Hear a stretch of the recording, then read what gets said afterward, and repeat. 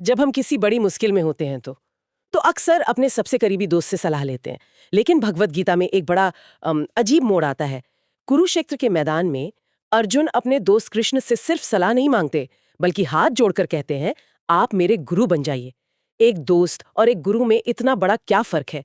आज की हमारी चर्चा इसी एक पल के गहरे मतलब पर है। ये वाकई एक बहुत बहुत बड़ा फर्क है। देखिए, उस पल में अर्जुन पूरी तरह से टूट चुके थे। वो खुद कहते हैं कि उन पर कार्पण्य दोष हावी हो गया है। कार्पण्य दोष, इसका मतलब क्या हुआ? मतलब आसान भाषा में समझें तो ये दिल की वो कमजोरी है, वो भ्रम की हालत, जब इंसान को सही गलत का फर्क समझ नहीं आता। हाँ। और वो कायरों जैसा बर्ताव करने लगता है। अच्छा। वो कृष्ण से कहते हैं, मेरा दिमाग काम नहीं कर रहा, मुझे रास्ता दिखाइए। जी। तो ये दोस्ती का रिश्ता नहीं, ये एक शिष्य का समर्पण है। अच्छा, तो ये सिर्फ अर्जुन की व्यक्तिगत भावना नहीं थी, ये गुरु शिष्य परंपरा तो हमारे वैदिक ग्रंथों में हर जगह दिखती है ना? बिल्कुल, हर जगह। ये एक बुनियादी विचार है।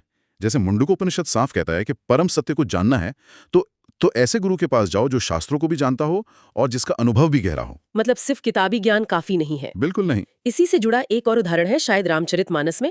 एक चौपाई है, गुरु बिनु भवनिधि तरई न कोई, ज्यों बिरंची शंकर सम होई। जी। इसका मतलब तो ये हुआ कि अगर कोई ब्रह्मा या शंकर जितना शक्तिशाली और ज्ञानी भी हो, तब भी उसे गुरु की जरूरत पड़ेगी। ऐसा क्यों? इतनी शक्ति और ज्ञान के बाद क्या कमी रह जाती है? सवाल बहुत अच्छा है और ये दिखाता है कि मुद्दा सिर्फ जानकारी या शक्ति का है ही नहीं, ये माया के सागर को पार करने का है। मतलब दुनिया की जो भ्रम है, जो उलझने हैं, उनसे निकलने का।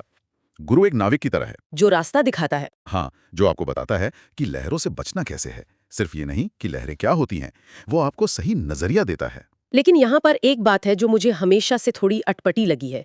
हमारे स्रोत बताते हैं कि खुद श्री कृष्ण, जिन्हें जगत गुरु यानी पूरी दुनिया का गुरु माना जाता है, हाँ। उन्होंने भी अपनी युवावस्था में सांदीपनी गुरु के आश्रम में जाकर शिक्षा ली थी। ये तो ऐसा हुआ जैसे सूरज मोमबत्ती से रोशनी मांग रहा हो।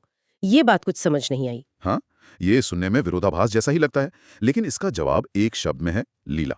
लीला? जी, ये भगवान की एक दिव्य लीला थी। मतलब एक तरह का नाटक या खेल जो सिर्फ हम इंसानों को कुछ सिखाने के लिए रचा गया था। अच्छा।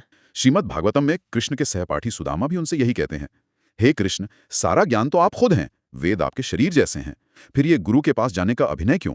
तो ये सब हमारे लिए एक उदाहरण सेट करने के लिए था? बिल्कुल, भगवान कृष्ण अपने काम से ये दिखा रहे थे। वो एक तरह से कह रहे थे, देखो, अगर मैं, जो खुद ज्ञान का स्रोत हूं, अगर मैं एक गुरु की जरूरत को मान रहा हूं, उनके आश्रम जाकर सेवा कर रहा हूं, तो सोचो तुम इंसानों के लिए, जो माया और अज्ञान में फंसे हो, एक सही मार्गदर्शक कितना ज्यादा जरूरी है।